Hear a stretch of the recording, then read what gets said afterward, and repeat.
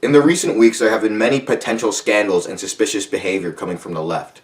First, from the amount of donations that the left has been getting and the Biden campaign has been getting. There is an organization called Act Blue that is in charge of taking donations and giving it to liberal cause, meaning leftist organizations or Joe Biden's presidential election. Out of the $800 million that Act Blue had raised during the past year, 346 million of those were from unemployed or retired people. Whereas WinRed, a conservative organization for donations, only got 3 million from that targeted group. This is especially troubling because many people who work in fundraising organizations say that it is hardest to get donations from either unemployed people or retired citizens. And that group is a group that they got that large sum of money from. Compare that to WinRed's 3 million and you're left wondering why Act Blue's donations from that group, a group that is hard to get money from, donating more than 15 times the amount that conservatives are donating. There is a potential money laundering scheme going on here because if you have unemployed citizens or retired citizens pulling from their own funds, it's hard to track exactly where that money came from. Meaning it could have came from overseas or other countries tampering with the election by paying for one side. 4.7 million unemployed citizens raised $346 million for the left, meaning each person must have donated at least $74. That's outlandish. How come we're not seeing that on the right or on the conservative side? It's only happening on the left. Plus, they raised most of that money in 2019.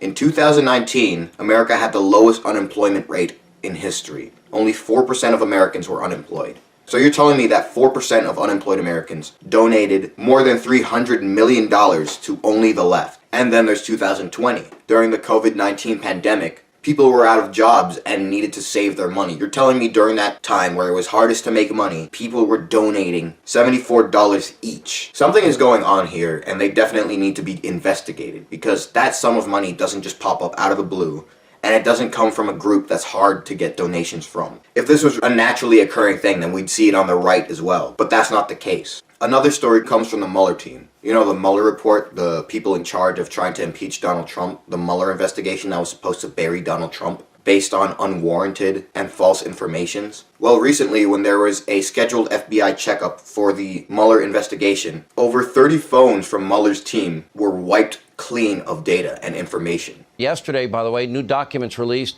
by the DOJ showing that multiple members of Mueller's team actually wiped their phones clean before turning them over to the Inspector General. And tonight, Republicans are rightly demanding answers and suggesting this could amount to anticipatory obstruction of justice. Where's the outrage from the mob, in the media? Imagine if Donald Trump did it. Records that show that Mueller and his team destroyed, wiped out the files on phones, some, what was it, 20 some odd phones. This is outrageous. This sounds like Hillary Clinton all over again. Why would over 30 people need to wipe all of their information if they had nothing to hide? Isn't that obstruction of justice? The exact same thing that we've been hearing about for years? Isn't that what they've tried to get Donald Trump on? This has the same spirit as Hillary Clinton wiping her server. The Department of Justice hasn't opened a criminal investigation over this yet. This shows the one-sidedness of the DOJ, who will go through to investigate Donald Trump on the smallest accusation, but when there's actually reason for concern or investigation, they don't move a finger when it comes to the left. Both Act Blue and Joe Biden's funds and the Mueller team wiping 30 of their phones clean of data are both very deserving of investigation. There is no outrage from the left, and the people on the right aren't going on the offensive for this. If anyone on the right did any of these two things, you know there would be outrage and you know there would be investigations. So why is it that conservatives aren't going after the liberals like the liberals are going after the conservatives? Especially when there is cause for suspicion and cause for outrage. We're living in a time where we can't afford to turn the other cheek over and over again. Satan will take advantage of your forgiveness. We can't afford to forgive Satan for his crimes. We need to accuse him. This is a recurring topic, a recurring theme in this year's political issues. On Principle Invincible 28 and then played again on 33, we said this previously. Another passage from the Divine Principle reads, "A religion is given a mission for its age, but if after its time of responsibility has passed, it becomes an obstacle for an emerging religion which comes with a new mission for the next age, then it stands in the side of Satan." In this clip, you'll see Donald Trump giving an explanation for why he doesn't talk nicely to his enemies or political opponents. Unfortunately, insult politics have become a staple of this political environment. Could there be a way that we can deliver your message without the controversial rhetoric and efforts to reunite this country during these divisive times? Well, I have to tell you, I appreciate the question. I think the country is far more united than people think. When they hit us, we have to hit back. I feel that. I mean, there's two ways of doing it, turning your cheek, but I wouldn't be sitting up here if I turned my cheek. If I said, okay, let them just keep hitting at me, and I won't do it, they're not interviewing me right now, they're interviewing somebody else. Maybe they won't even be doing that. But you know what? You can't turn your cheek. I mean, we get hit. Thank you. You look good for that. The concept of turn the other cheek is misunderstood by most Christians, and Satan knows this. Satan will say, you're supposed to let me kill you and not strike back. Otherwise, you have no love. Many Christians go for this to their detriment. The left is always feigning outrage and pretending that they were hurt and insulted, as if to demand proof from Christians that we love them. But as we can see in the first temptation of Christ, you're not obliged to give proof of who you are or what you're capable of to the enemy.